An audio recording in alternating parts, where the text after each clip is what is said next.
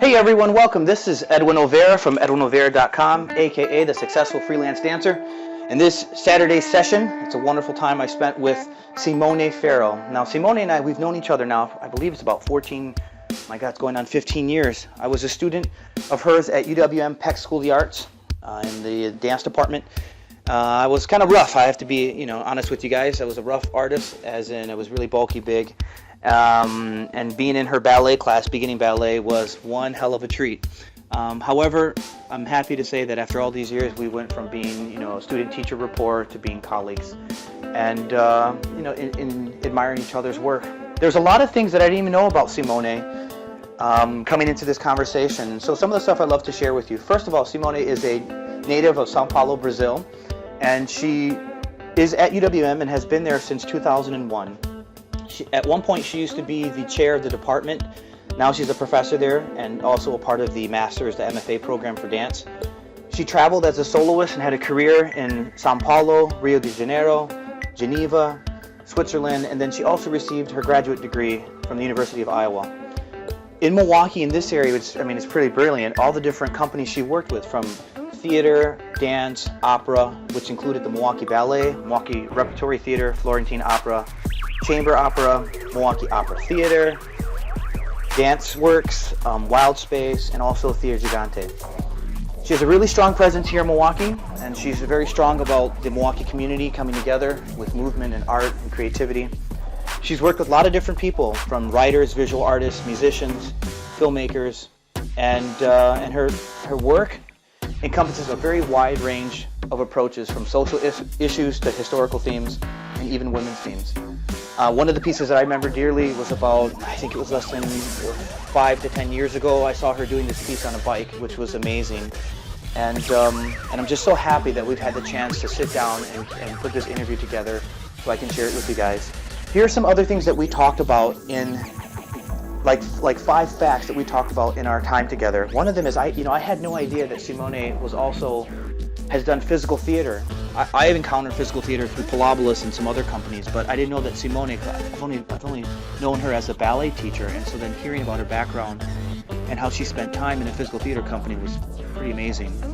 She talks about the importance of how teachers, should put aside their ego when they're mentoring or educating their students, whether the younger students or students of the same age. It gives the student a chance to absorb the information. And although at times as teachers, sometimes we think students aren't listening or processing the information, they are. Just give them time, put your ego aside. Another thing that we talked about is the importance to treat everyone with dignity and respect, whether it's somebody who's taking care of you or whether it's somebody who's even giving you your gas.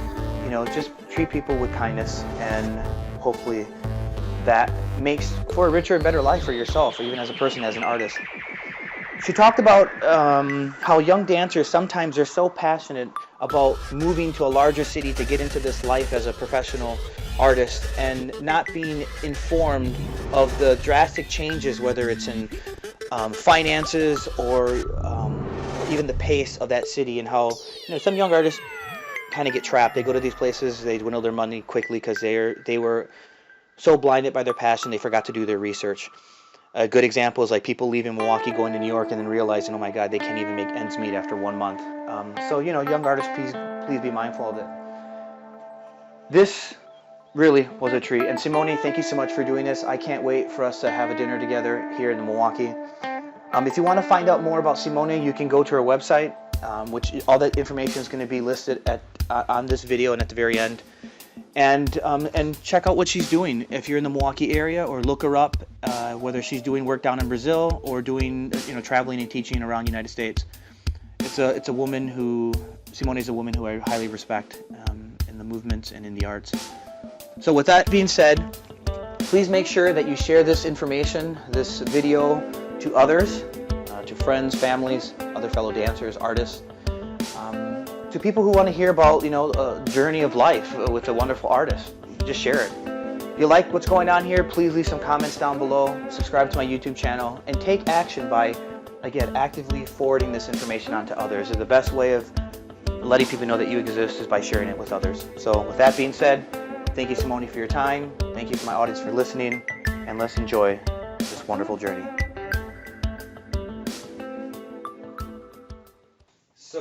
Simone, can you recall a time when you were younger, or maybe your parents might have recalled, that you were going to get into this whole life of becoming a dancer or a performer?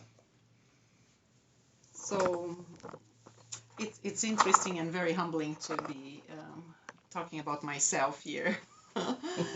But I think that I was a kid that loved to experience with movement, and I was always very driven to experiences in choreographing. I would sit in my mom's bedroom, and while trying clothes from her, I would also be dancing. So I grew up in that environment of fantasy.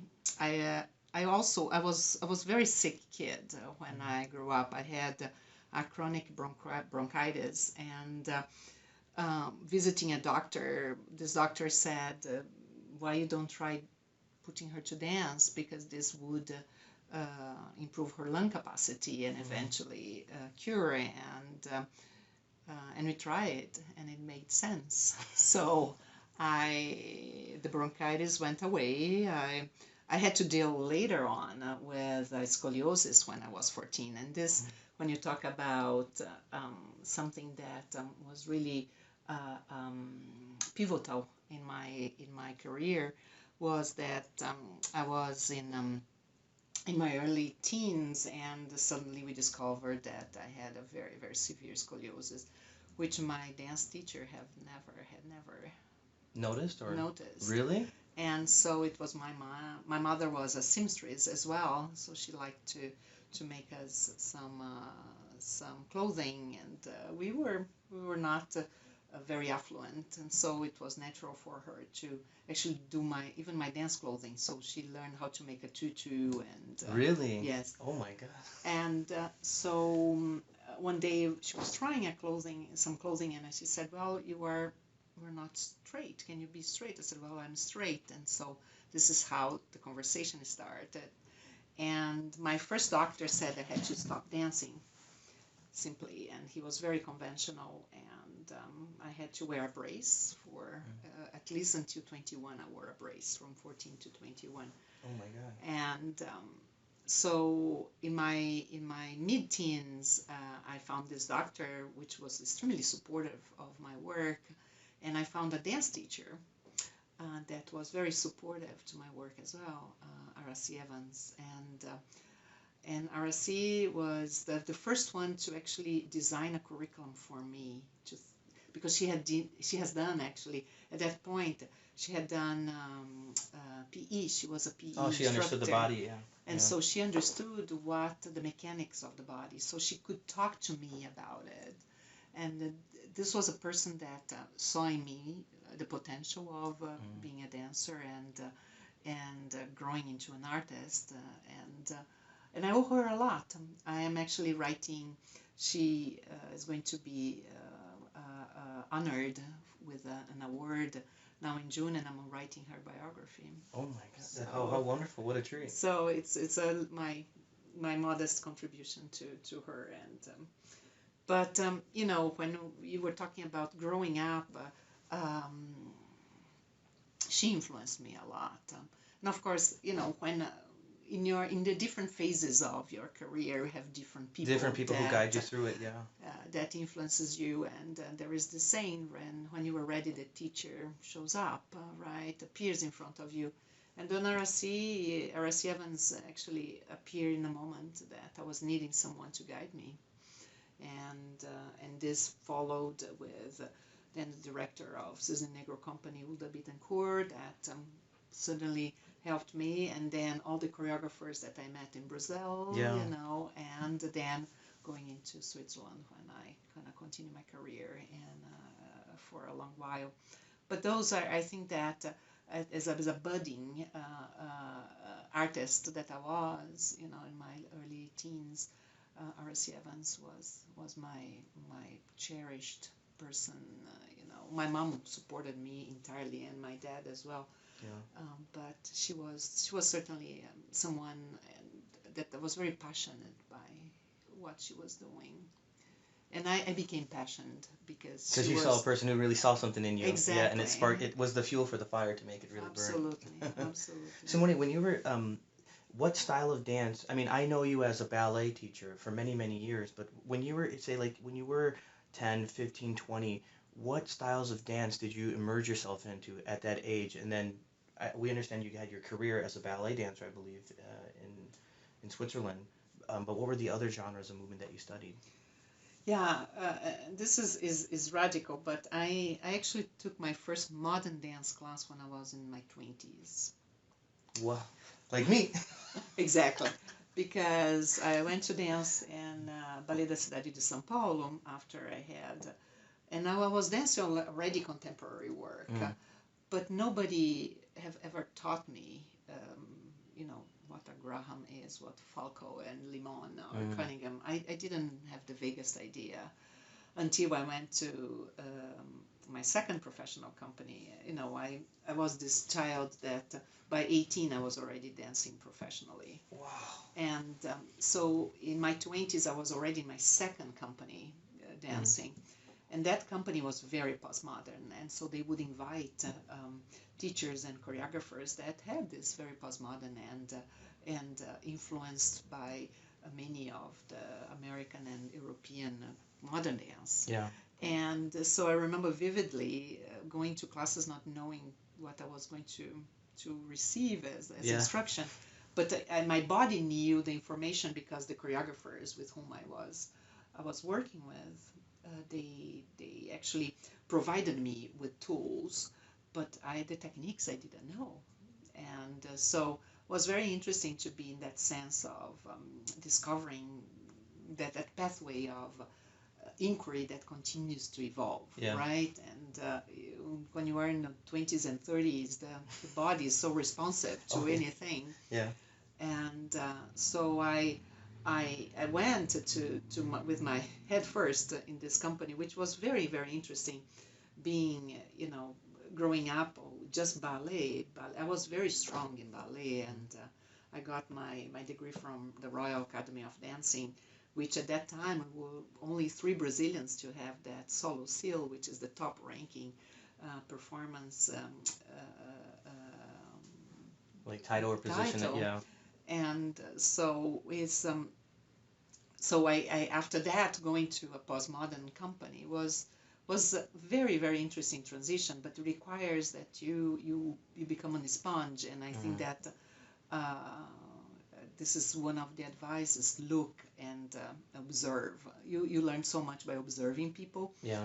And I think that I did this when I started in this pathway to a successful career, is to observe how people dance and they move, how they deal with character, how they apply their muscles, how they recover from that effort. Exertion. Exactly. How the ability to really open up on stage and then project beyond the stage and into the audience, who their eyes and how they're absorbing you with your presence is huge. Yeah, because we assume that all of us, we share one aspect, that is the passion for the art. We share this passion, but we share this passion very differently, and our bodies are differently. And I was talking to a student today that we all approach time and space very differently, and weight, right? Yeah. So this is what makes you so different than me, and definitely different from my colleagues, and etc. So I think that this going back, and after that postmodern company, I went to a ballet company because I said, well, I want to dance classical to see what is to be a ballerina. Where was that company at? In Rio de Janeiro. In Rio de Janeiro. Yeah. So when did you go over to Europe then? Was that your second company? After Rio. Oh, after Rio. So I stayed third company in Rio. then. Exactly. So after Rio, I decided, and Rio was very, very interesting because I'm dancing with Fernando Borrones, dancing Jean-Yves Lourmeau, dancing with several other, nationally known and internationally known dancers, was so Ana Botafogo, several others, that gave me this this desire of, okay, I think that I'm have enough for ballet. So Geneva was a contemporary company. What company was that one? Ballet du Grand Théâtre de Genève. Ah, In Geneva. you Opera said it better House. than I would.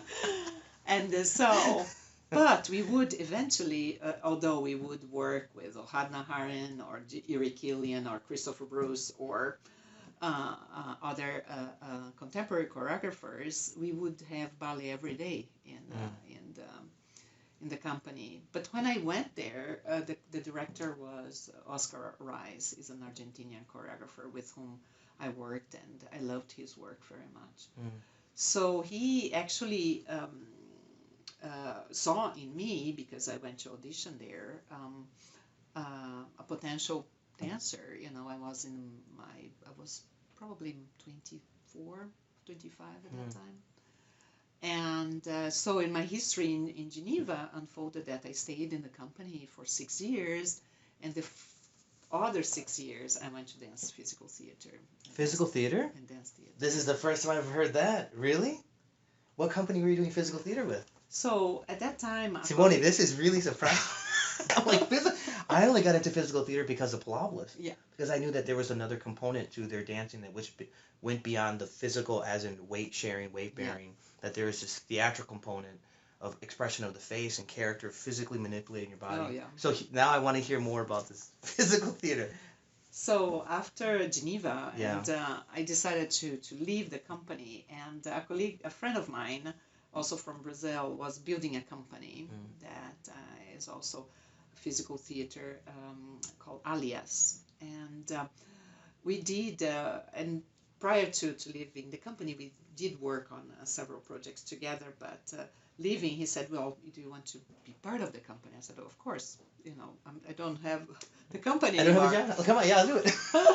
So, but these were the first years of the company, so a lot of work, and Guilherme Botelho, which is the name of the director, he liked huge sets. So we were in situations of his first work is is called Un Monk. Is his first work, and we had a wall that covered the entire width of the stage, and the only way to get on and off the stage was to climb that wall, and it was more than 7 feet tall. Wow. So we would have to run, grab, and flip to the other side.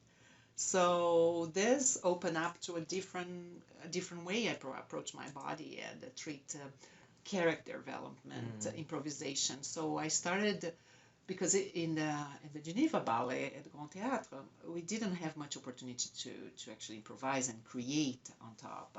The choreographies were either built to the company, and the choreographer would come. And at that time, Ohad was designing and unfolding in the Gaga. Oh, God, he was just slowly kind of developing it and testing technique, it out. Yeah. And so we never improvised in the company. So leaving and going to work with Guilherme, the nuts and bolts was improvisation. And we would improvise for hours and film and go back and recover material, reshape, and etc. So it was very interesting going that to a more physical and application of character development, and be a solid part of the creation process, which I didn't have before. Which is different again, because it seems like the years prior, a lot of times it was told, and then Exactly. you just do, this is how it's done, and you just absorb it and then replicate it to their Exactly. best. But this is different when you have to find a spot internally, which shows a little bit of you in every movement phrase that's being produced or projected, you know. That's a whole different way of, wow, it's like a split mind, you know. Yeah. And one side you have this, the choreographic structure and standard, and the other side where the explorative pathfinder. Exactly. Route. And there is a question on autonomy, and that question I always bring to the class, that I think that it's very important that you as an artist, you know that you are an autonomous being, that you think, you have the power of thinking, reacting, reflecting, analyzing, you know. Yeah. You are a critical thinker. So you need to embrace this training actively. It's not just receiving. You are giving back and that process of giving back is very active. It's very tangible from both. Yeah. The teacher and the student. So it was interesting, and I collaborated a lot with the company, became their tour manager, and at a certain point, because they didn't. They needed somebody to help them get out of that one spot. Yeah, Take it and to we more were places. traveling, and we were traveling a lot, which was quite interesting because I knew our first 3 creations. I knew a lot about it, and at a certain point we were. This is Christmas Day, 1990 something. And Guilherme calls me and say, well, X has chicken pox, and 2 days later we are going to perform somewhere. Yeah. And he says, well, can we cancel? I was like, we can't.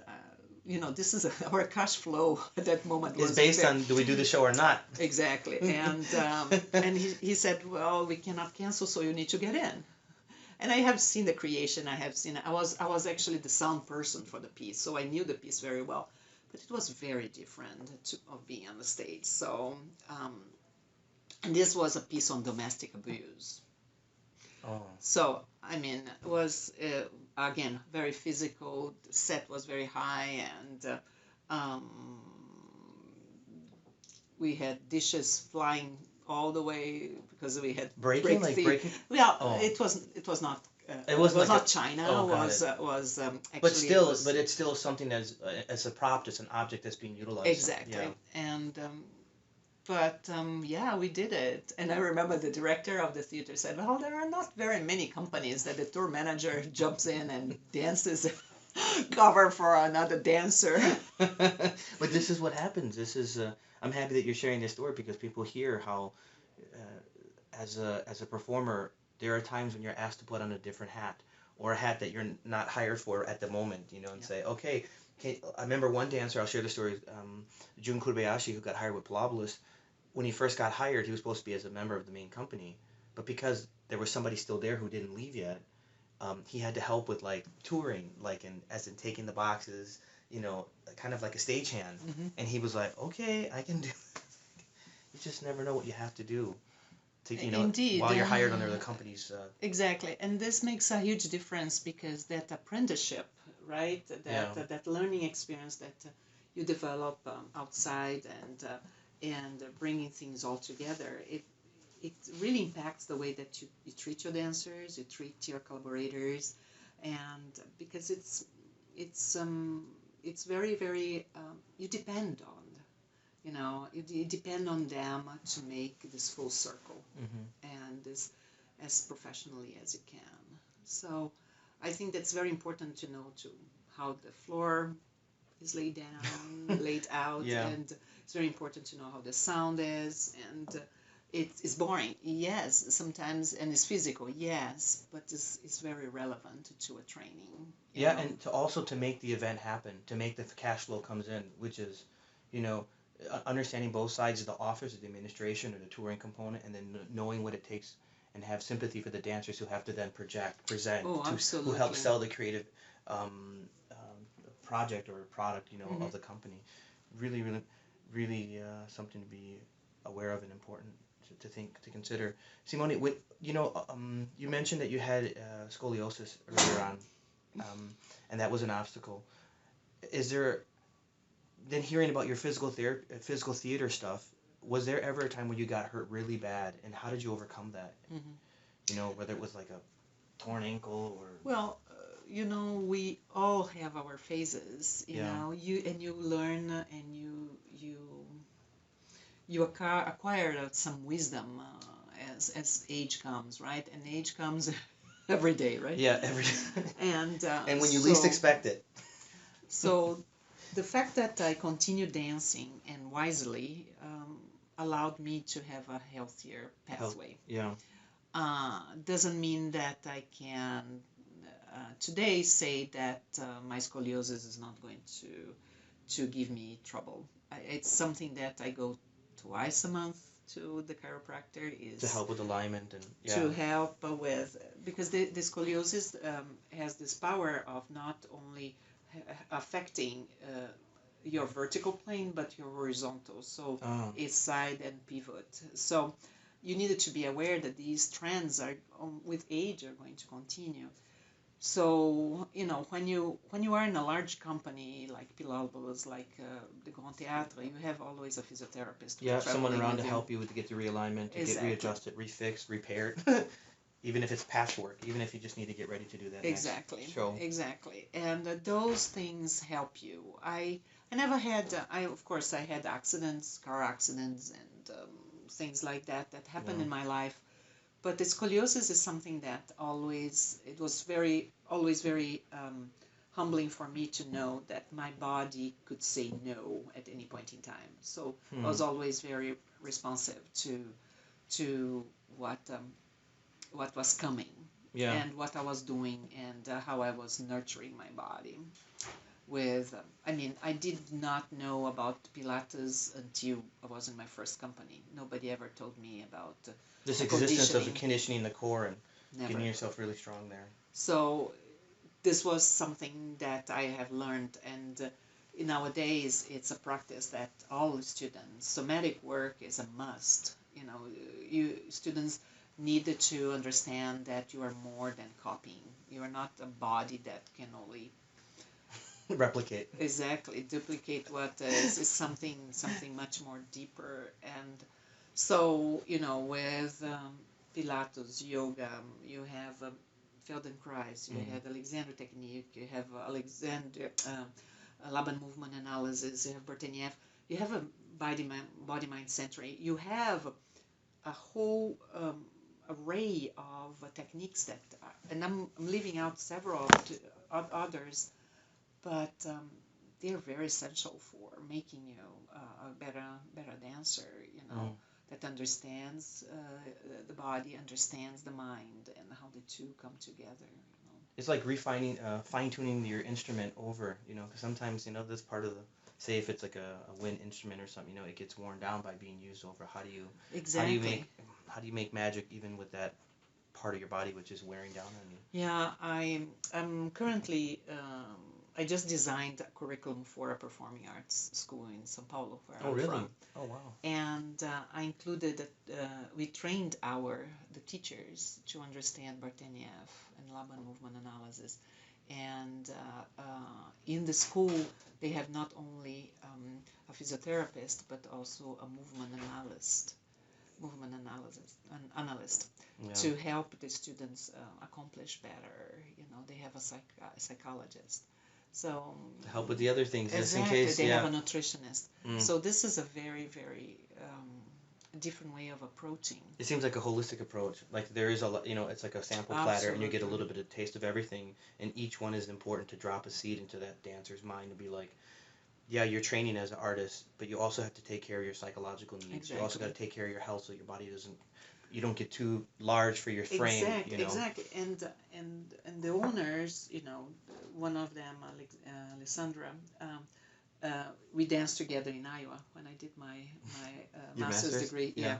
In University of Iowa, and she was an undergrad, so we developed this friendship. So when she was thinking to actually open this school, she invited me, and I was a bit concerned because my way of thinking might differ, and no, we were thinking it's a good collaboration. Exactly. And she has a business partner, Camila Capuano, which is it's also someone that believes on somatic work. And this is how the Ballo, that's called the Ballo. Ballo? Yes, Ballo. I pronounce things so bad, so sorry. No. I'll let you say it, Simone. Yeah. No, it's Ballo. Yeah. Simone, what inspires you at this moment in your life as an artist, as a person? Sometimes we get inspired by a good movie or a wonderful book or even a performance. So what are some things that bring the fuel back to you as an artist? So I think that there are two things. Sure. I think that one is the fact that fear can be conquered. And this is very inspiring. I went to graduate school, I was 40. So I was 40 years old when I decided to come to United States. This was my third country. So went to Brazil, went to Europe, and I was coming to United States to do my master's degree. So, Jeez. and I was in class with 20-year-olds, and I had already have a career as a principal dancer, as a soloist in all these places that I mentioned before. So no fear of engaging in something that you believe. And the second is that the mind is a muscle, right? And I'm not inventing this phrase. That more you know, more you want to know. Yeah. So 2 years ago, I decided to do a graduate Laban certification on movement analysis. 2 years ago. 2 years ago. And so I did it, and 2 of my classmates were my ex-students. Really? Yes. Wow.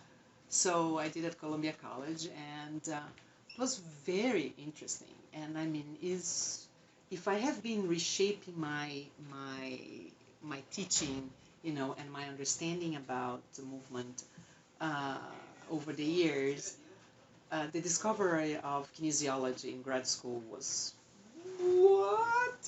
Mind-blowing. Exactly. And then I go to Laban movement analysis. That was like, again, and this is, I don't know, 15 years later. So, ta-da, here we go. So I feel that what inspires me today is the fact that I can conquer my fears. Yeah. And there is no limit for curiosity. In any shape and form. Book, film, music. Friendship. Above all. Yeah, reaching out to people. Sometimes you, at first glance, you think, well, maybe we won't have a connection. And then you do, and you're like, oh my God, why didn't we connect earlier on? And which is happening now in my life, reaching out to more people who are outside of the arts. And it's beautiful. Yeah, and it's so rewarding because the frame of reference is very different. So you feel that you are inspired on a very different level. And so I think that this is the treat. Yeah. And the fact that I go to the studio every day, and I see a glimpse of an understanding in my students. For me, this is priceless. The fact that something registered. Exactly. Maybe after, say, months or even years, because you see some of these students for 4 or 5, right? 4 years, 4 for years. sure. And there was the aha moment, and you're a witness to it, which is, they And finally got it. They got the turnout, they got the release, they got the... And I mean, I have been here 16 years, and I know you for at least 14. So you see where life goes. Yeah. So I think that this is so incredible to see how curiosity brings you. It's not always linear, right? No. And it goes everywhere. But that curiosity is a shared moment, and that shared moment is priceless. I mean, I go to the studio last week. I was in this moment, and I looked to the students, and there was suddenly blooming, and I was like, no, I cannot believe. And it was an universal blooming, because sometimes you see budding here and there, and so was this understanding, and I was feeling fulfilled. Was it in a regular classroom where students were taking class, or was it because they were rehearsing the piece or something? No, this was just in the classroom. In classroom. In your classroom? Yeah. Oh wow. And this is ballet, right? 5 days a week at 9 a.m. So this is something that there is always this presumption that is going to be boring, that is not going to be fulfilling, that is once again I need to be there, but it's happening. Yeah. So I feel very, very aware of the technique and how it's taught, and how this generation is either absorbing it and then Exactly. presenting it outward. Yeah. Exactly. So which is very interesting. Is because and this is something that interests me, is like how generationally things change. Expectations, commitment, it changes, it evolves, and the millennials are very different. What do you think about time? Yeah. You know, even the way generations and how people view time or value time, precious time or not, or it's expendable. Yeah, well, and this is a very, very philosophical question. I was talking to them today, you know. When you are on the other side, you can give the information, but you cannot assume that it's going to be different. Then you cannot assume, actually, let me rephrase. When you give the information, you cannot put your ego first to ask for a response, because it doesn't happen. It's often put your ego down is about the students, not there's a lot going on. Yeah. And it's about the students. It's not about you. Yeah. What you're doing is you're kind of the facilitator, bringing out information, let them absorb it without judgment. Just let it happen, right? Yeah. That's what you're saying. Let your ego. If they don't absorb it and they can't, it's not against you. It's just maybe the way they're absorbing it. You know? Exactly, and they're processing. You know, I cannot assume that they are not paying attention. That they might be not paying attention, but they might be processing. So that benefit of the doubt is very important. This is what I have to see with my own kids. How much are they actually listening and registering when I think that they may be they're preoccupying themselves, but really they're taking in all the data. And then I get surprised a day or two later when they actually act out the task, and I'm like, oh my God, I thought they weren't listening. Exactly, right? and this is the same. You know, you talk about, today I gave them cards and said, okay, write something that you actually learned last week. As a form of reflection, a deep reflection. Because, you know, if you go to Bloom's taxonomy, the first critical thinking, the first you need to remember in order to understand and in order to analyze and so forth. So you needed to remember first. So okay, remember something, and some went to an applied anatomy class, some were talking about my class. Yeah. So, and I put it down, and so every 2 weeks I do this. This is a ballet class, it's not.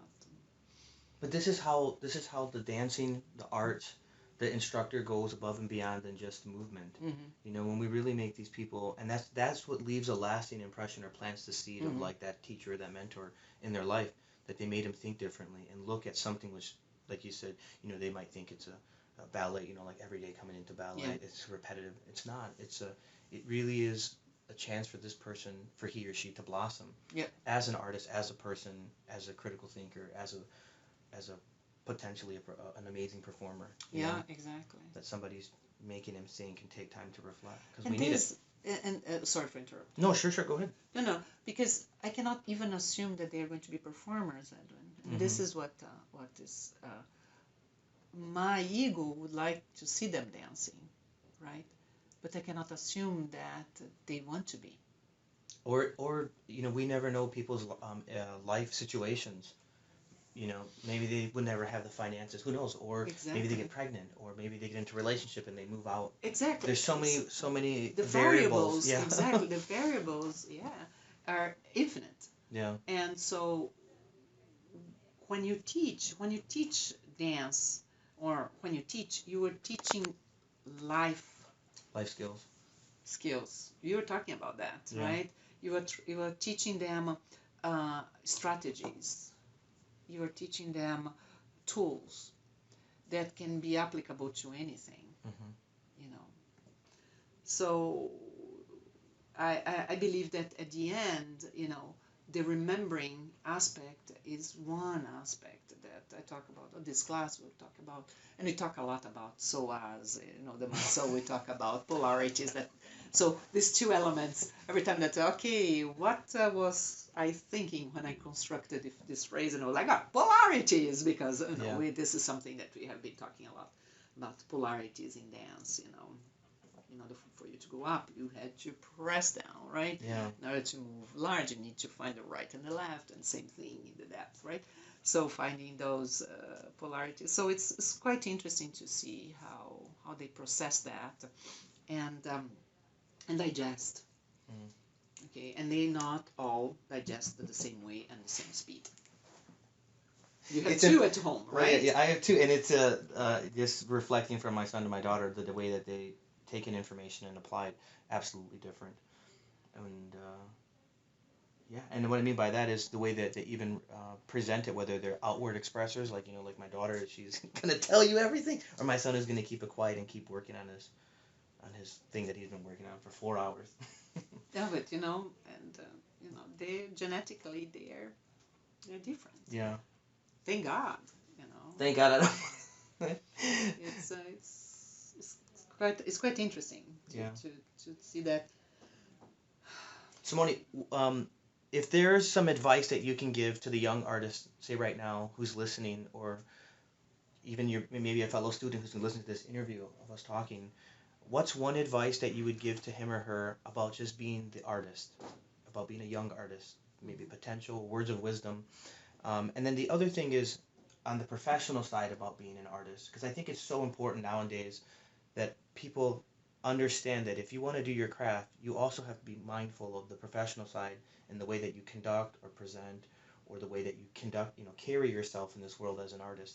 So if you want to share some words of advice for each. So I think that, first of all, if you go back in life, ask your parents how many times you fell before you actually stood up. So life is about falling, and we only stand up because we fall.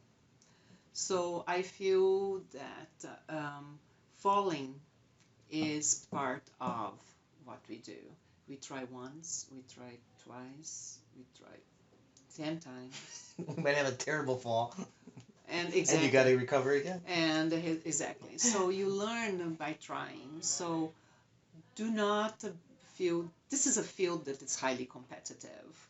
Mm-hmm. And don't feel discouraged because in your first audition or the second audition or the 10th audition didn't go well. I would say keep in mind that you were one.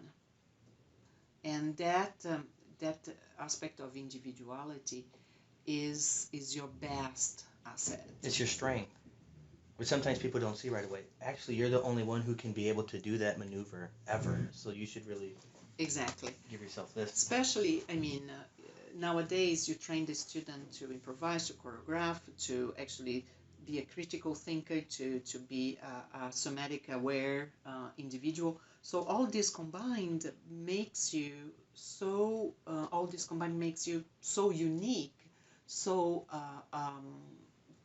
sophisticated that it might be not for everybody. It might be for one specific, and this specific is yet to come. Yeah. Right, and so I would say perseverance. This is a field that if you don't persevere. If I had stopped it in my first doctor that said you need at 14 stop dancing, then we wouldn't be here talking. Or any of the stuff that you know. Exactly, and so at 40 going to graduate school, I hurt for 6 months because I haven't been in the classroom. And University of Iowa takes ballet and modern every day. So 6 months I was hurting badly because my body could not handle more. And you survive. So, yeah, persevere, and obstacles are always going to be in front of you. And this is a lesson for life, right? Yeah. Mm-hmm. You're going to always find the strength to keep going.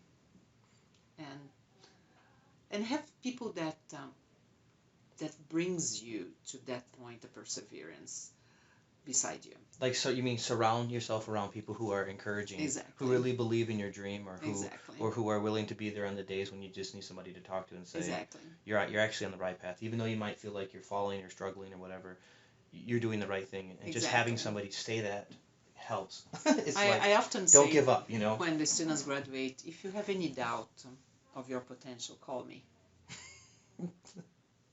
Because I can brag about you. Yeah. And so perseverance is one that I would say start trusting yourself.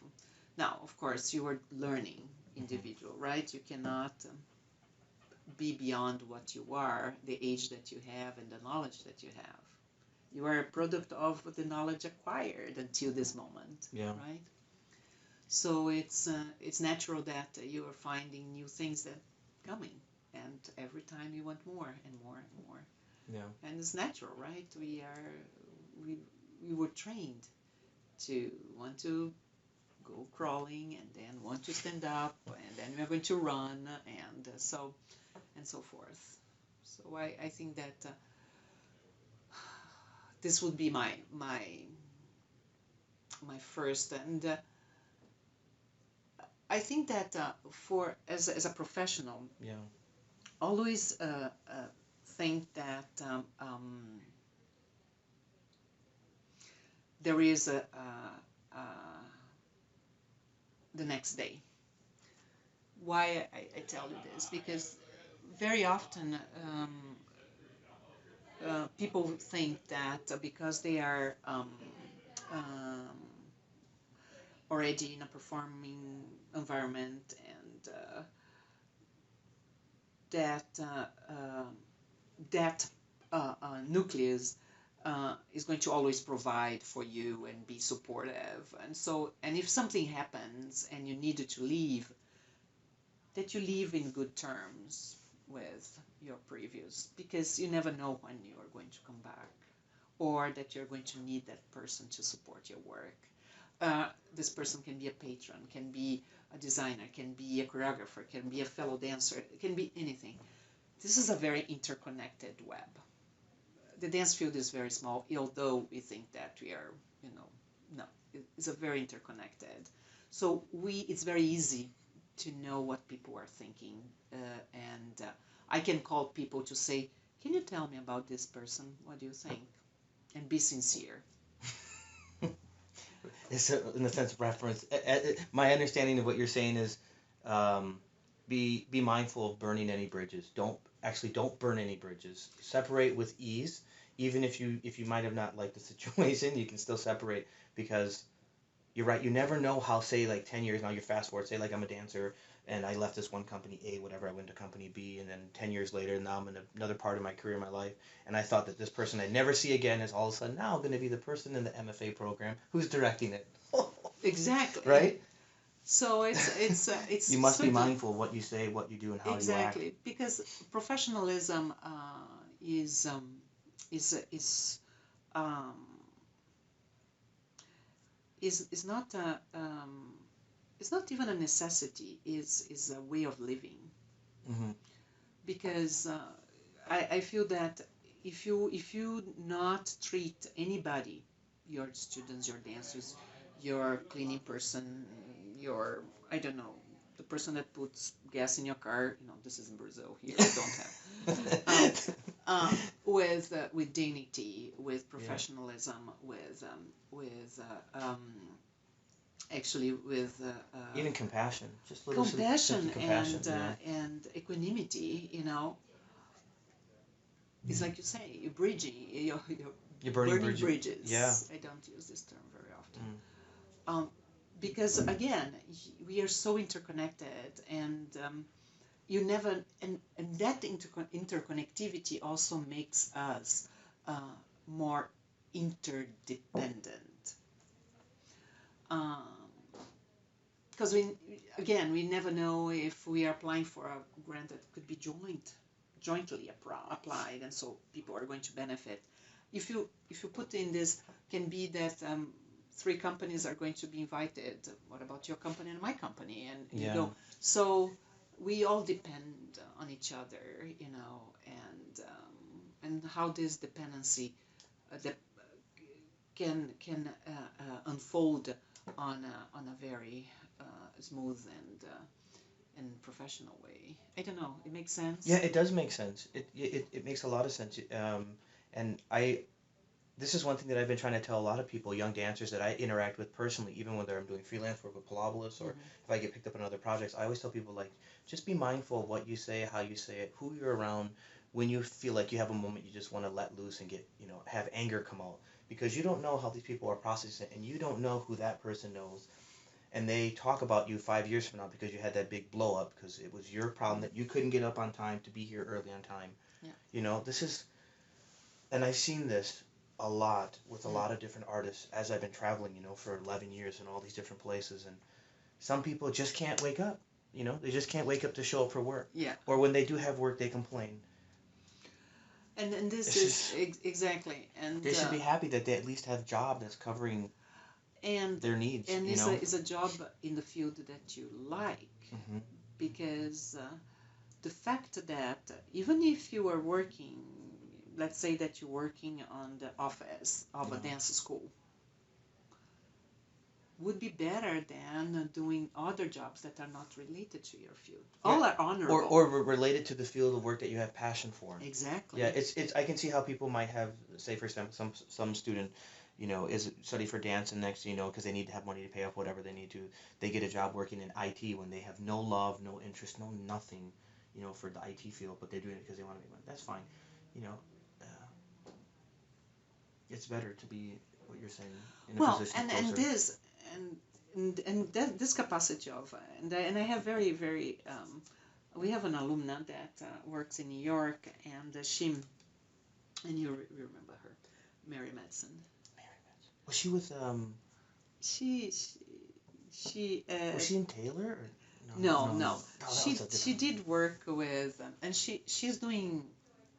Actually, a couple months ago, she did the 500 performance, and then she fell in New York City. And then she fell. No, I never heard of it. Yeah. Is it a Broadway show or something? It's an off-Broadway, I think. And I'll look it up. You'll look it up. Exactly. And Mary was in her 500th performance of that role. And she works with a very nice environment, and they do design. Yeah. And digital design, and they love what she does. So when she asks for days off, they grant her.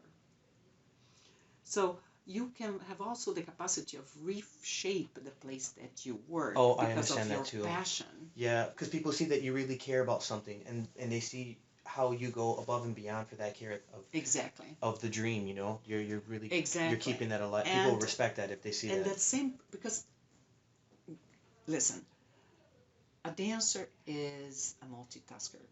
We know how to multitask very well.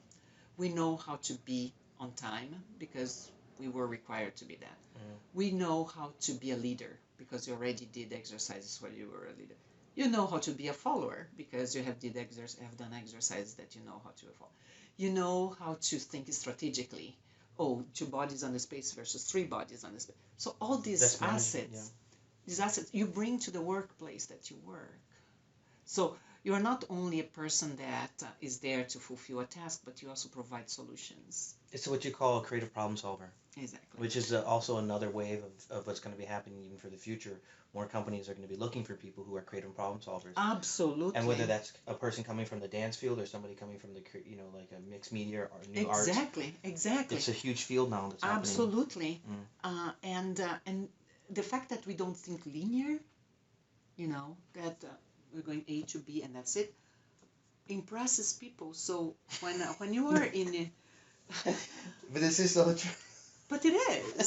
So you are in that position of redefining yourself, redefining the place that you work. These people loved it. They love it. And so I think that this way of being contributor, being a critical thinker, an analyzer, is just very, very important. So. Well, thank you for sharing that. Simone, we have our lucky 7. Now, I know you're thinking lucky 7 is like it's lottery, but it's not.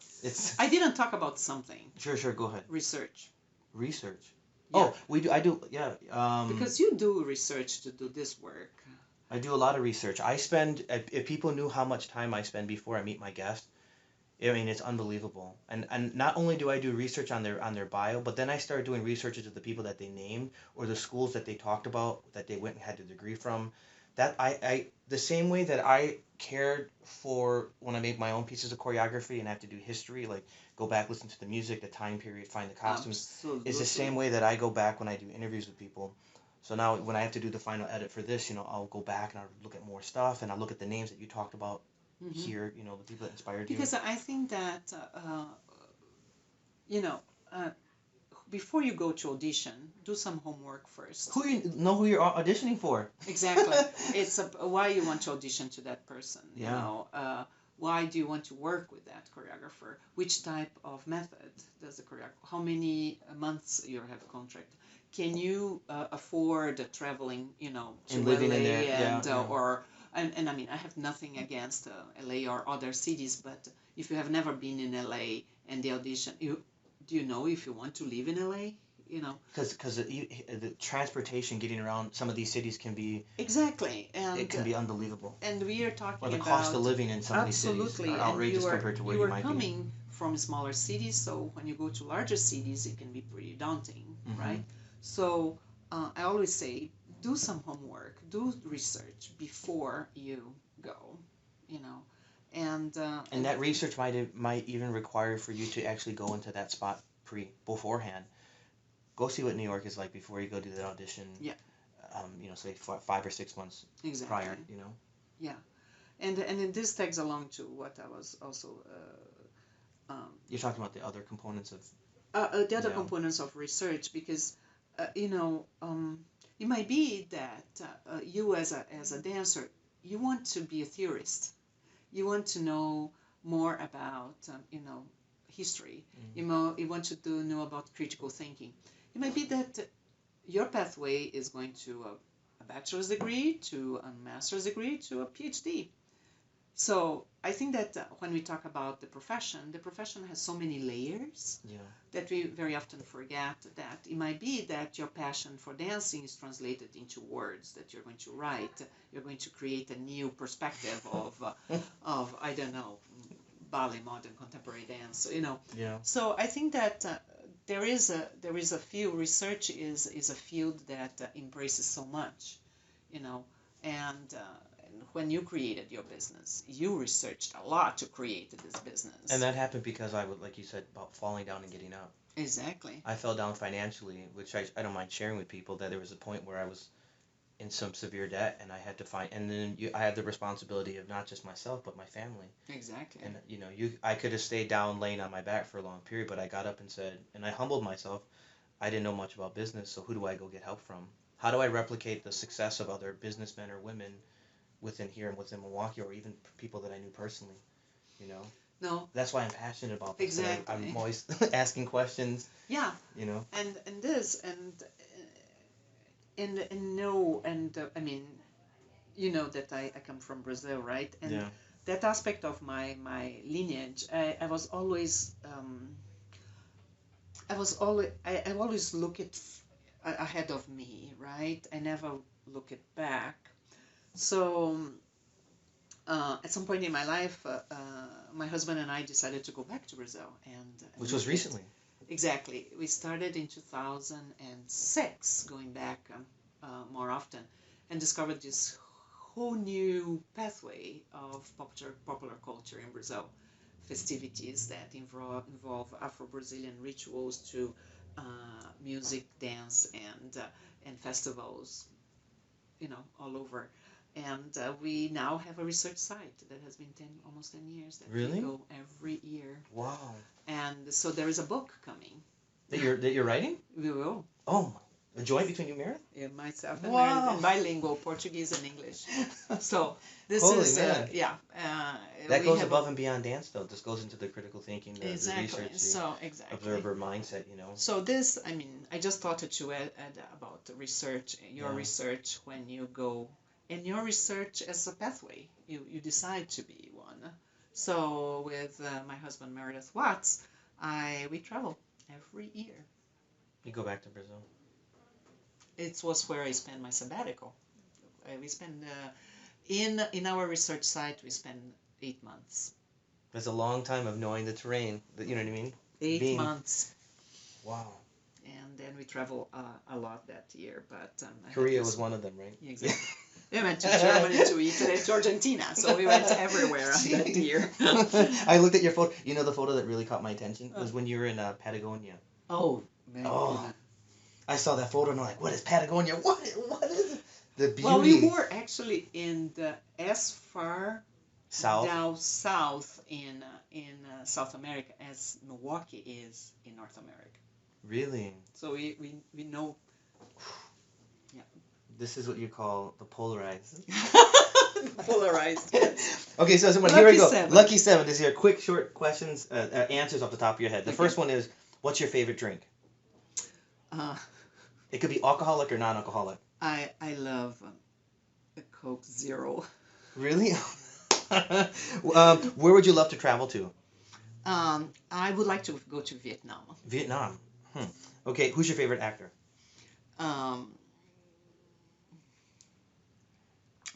You sent me this and I was Sure, no worries. Could be a Brazilian. No, could be I know, European. I know. Okay, jump. And Sure, the next one. Do you love cats or dogs? I love both, but more dogs. Oh, okay. If there was a person that you could meet tomorrow, who would it be and why? I would love Zen Buddhist called Zen Buddhist. Thich Nhat Hanh. He is the head of Zen Buddhism of mindfulness from the Vietnam. Oh, gosh, so that's why you want to go. Okay. Favorite language, or a language you would like to learn? You speak many, you speak a lot, so what would be the best I speak 5, but... What are those 5 so that we know? Portuguese, English, Spanish, French, and Italian. Italian. I didn't know. Okay, so what would be number 6 then? Number 6. There was just because how it sounds.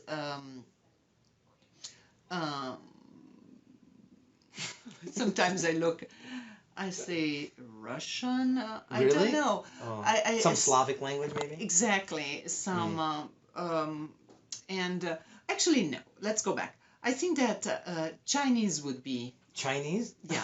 It's a very difficult language. Mandarin is a very difficult language. The tones, you're dealing with Exactly. tonage, which is Exactly. something totally different. So I think that Chinese would be before, because sometimes when you talk about Slavic languages, they sound like Portuguese. Yeah. I just, believe it or not, I'm able to read Latvian, but I don't understand what it's saying. But because of the accents and the way it looks like a Latin-based language. Exactly. I can read it, and even Yulia is so baffled by how the hell can I read it almost exactly, but I don't know what I'm saying. So just read some Latvian, you'll be fine. Exactly. Okay, favorite dessert? I love crème brûlée. Really? Yes. Okay, so let's go back to favorite actor. Actor. That way we can get them all. Well, let me put an actress. Can I say Sure, that's actress? fine. Yeah. I love Helen Mirren. Helen Mirren. Oh, yes, I know what you're talking about. Yeah. I really like She played her. the Queen recently, right? In one of Yes, those? she did. She was a James Bond woman from... Yes, well, yes. But I like her. Yeah. And her humbleness and her dignity and, in front of the camera. Truthfulness, too. Yeah, absolutely. I think that's like any great performer, artist is the willingness to open yourself up, knowing that you might have people who could easily, judge you and not caring about it. Yeah. Because there's something about when you're truthful, it doesn't matter, like whether you're saying the lines or whether you're making a piece of choreography and letting yourself fall and get up, or painting something that is so powerful and simple. Today I started the day talking about with the students the difference of being and doing. So I wanted them to be the dancer, not do the movement, the be the dancer. So incorporating that is body-mind connectivity. So this was what today was about in class. It opens up so much more when you're there and you're present, the same way we're having this conversation. Simone, so the way we can wrap this up is, can you share with people some of your social media? Like, I know you have Simone Ferro on Facebook. Yeah. And they can find you here at UWM at the Peck School of the Arts. Exactly. Is there another way that people can find some of your work? Do you have a website? Well, we have SimoneFerro.com, Mm-hmm. and that I have a strong repository of my Brazilian research there. And, Really? Yeah, and that site is now being reviewed and updated. But yeah, and basically these 3 sites, I would say.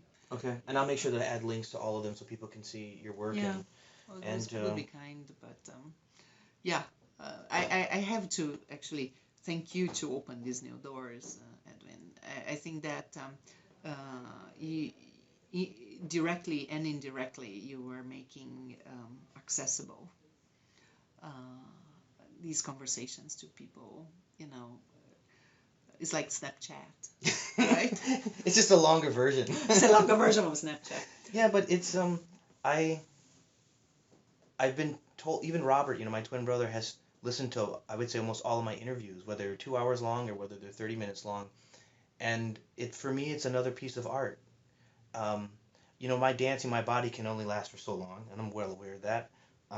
You're still young. Yeah, but under the physical demand of what Yeah. I've been doing, it's really, really hard, sometimes hard on my joints.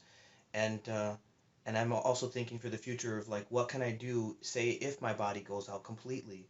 What are some other mediums of expression? And for me, I'm one heck of an extrovert, and I love doing research. So I can spark, and even my wife and my friends know that I can spark up conversations with anyone and everyone in any place. And for me, that's a talent that it took time for me to actually realize that was a natural ability.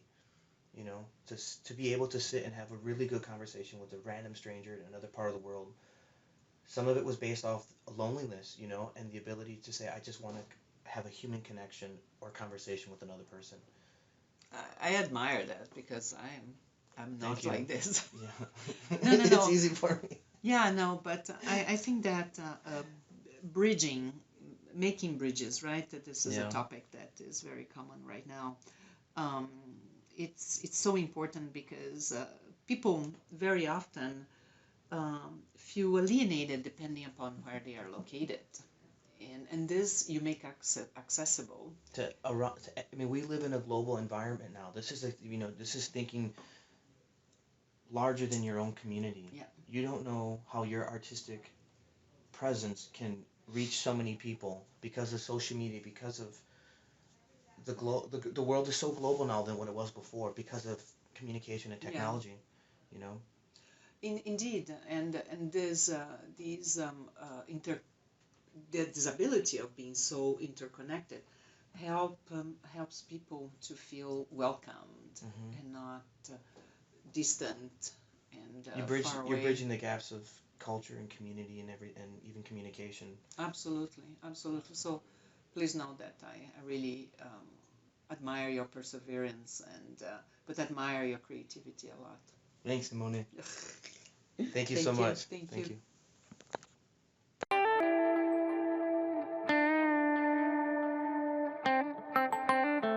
Hey everyone, this is Edwin Olvera from edwinolvera.com, aka The Successful Freelance Dancer. I know it's been a while since my last interview. Nevertheless, I've been out there on the road traveling. I've been to places like Phoenix, Arizona, Sedona, doing work and premiering some of my projects. I've also been in Connecticut and New York, and I'll be on the road again in Seattle coming up soon. With all this traveling, I still take the time to reach out to wonderful artists and guests to participate in my interviews. Well, this one has taken me close to 1.5 years to finally make it happen. It's with a gentleman. His name is Kyle Osier. Now, Kyle is what you call an experienced architect. Basically, what Kyle does is he helps put emotional content to large-scale productions and special events that help in return generate an emotional connection with the audience, and also help supplies funding for the company or a profit for the organization. In this particular interview, you're going to go up and down through this emotional roller coaster with Kyle and myself. We talk about everything from Kyle being an openly gay man and dealing with the struggles and how we overcame them, whether it was through alcoholism or the loss of a loved one through AIDS. We also talk about his journeys in entertainment and some of the wonderful connections that he's made throughout the world. We talk about events We talk about being professional as an artist in our field of work, and knowing that as artistic generators and creators, even we too get incredibly tired and exhausted and have to take a break, and then come back with this fresh new look on life and our craft and keep producing work for others to enjoy.